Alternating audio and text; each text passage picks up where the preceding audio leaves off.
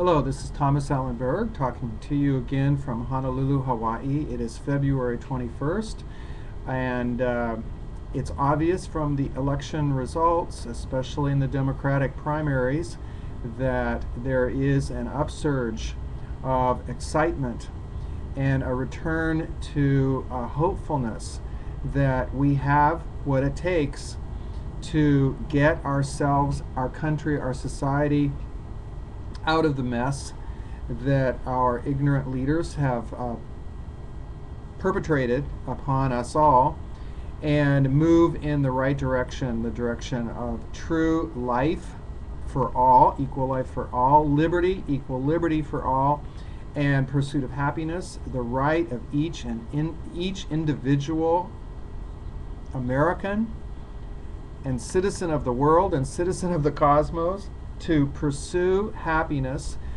not according to the paradigm presented by the military-industrial complex, but according to what is coming from deep within each of us, that which we are here to do, our individual purpose, the reason we exist. Now, if we can, as I said in the previous video, and thank you so much for watching my message, if we can learn ourselves into our own imprisonments, we can unlearn ourselves. Someone once said that learning is the greatest power that humanity possesses, learning. And as a teacher of over 35 years in the San Francisco school system, where I had a great deal of freedom to experiment with different learning styles, I realized that if we can learn ourselves into feeling like we're in some kind of invisible jail, we can unlearn ourselves into knowing that we are born with a divine right to be free. We are born as free individualizations of the cosmic mind, of the universe itself. I know Bill has trouble balancing all the suffering and negativity in the world with the idea that there is a design unfolding. But if one looks just at the human body, if one looks at a child, you can see a spark, a radiance, a luminous life essence radiating out of the child. And that's what I'd like to talk about today. There are solutions, and I discovered, along with my students, very cooperative parent groups, and my administrators at AP Giannini Middle School in San Francisco, we discovered that there were solutions for helping children prepare for this brave new millennium, not conform to the military-industrial complex's old paradigms, which, ask any person from New Orleans or who worked at the World Trade Center, failed miserably. The old systems are collapsing around us, but that's an opportunity for us to reinvent ourselves.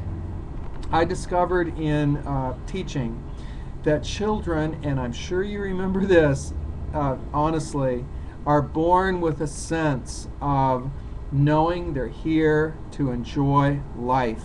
They're here to create. They're here to invent. And most importantly, they're here to love nature, love each other, love whatever source is behind this amazing 3D hologram, to love life itself, to love being themselves.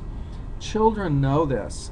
What I discovered teaching was that they come into child care or to pre-K and they begin to be treated not as an individual, but they're treated as a herd.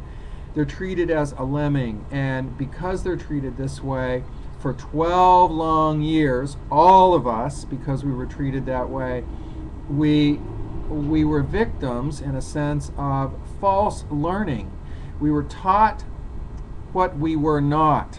Whereas the truth is, what we really are, as I say in Uncle Tom's Classroom, is we are cosmic super selves. This is my book, Uncle Tom's Classroom, How One Public School Teacher Awakened His Students to the Cosmic Super Self Within. This is filled with the solutions that we discovered in our free classroom by the sea in San Francisco. Solutions that are easy, but not seen by those with the cultural blinders that education has to be a dictatorship. In fact, I left the system and took early retirement to write this book because I realized ultimately, how can you teach a democratic vision of life using dictatorial tactics?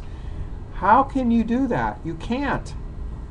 The school system as it's set up now, with especially this No Child Left Behind paradigm, which terrorizes teachers and faculties into trying to force their children to meet these illusory governmental standards of what children are supposed to know in these illusory grades. I threw that all out, and I treated my children as if they were in what I called Bergland Youth University.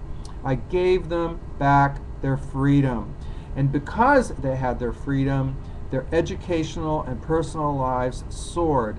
It wasn't so much that I awakened them to the cosmic super self within. I actually just gave them an environment in which they didn't have to unlearn it, where they didn't forget it. They were able to remember who and why they really existed. In fact, I had questions all around my classroom about what would be the result if we thought out of the box. What if we really opened our minds? What if we allowed a classroom discussion as to why do we exist beyond the narrow parameters of what the state and federal curricular regulations were telling us falsely, that we were just physical automaton laborers who were meant to prepare ourselves to fit into the economic merry-go-round gone crazy in the world. When I gave my children and myself freedom, and when I was allowed by the San Francisco school system to begin to create new alternative strategies, everything opened up. And I'd like to read a little bit from Chapter 10 and how to create your own school of the super self. And I quote Abraham Hicks here, and I'd like to read it for a moment. If we could just let our kids be kids for a while, they would soon find their way. If we could just trust that our children have what it takes to discover the best path to their own life's bliss, we could relax our controls and allow them to reconnect with their brilliant inner beings. Once they reconnect with who they really are, their lives will take off. And then I quote John Gatto, an award-winning teacher here in America, when he said, I began to realize that the bells and the confinement, the crazy surveillance, and all the rest of the national curriculum schooling were designed exactly as if someone had set out to prevent children from learning how to think and act freely, to coax them into addiction and into dependent behavior. And I'd like to read a little bit more, and I will continue on the next video if you're interested. We stand at an extraordinary crossroads in education. We stand at a crossroads in the history of our civilization and in the unfolding history of this so-called mythical American dream, which we don't need to give up.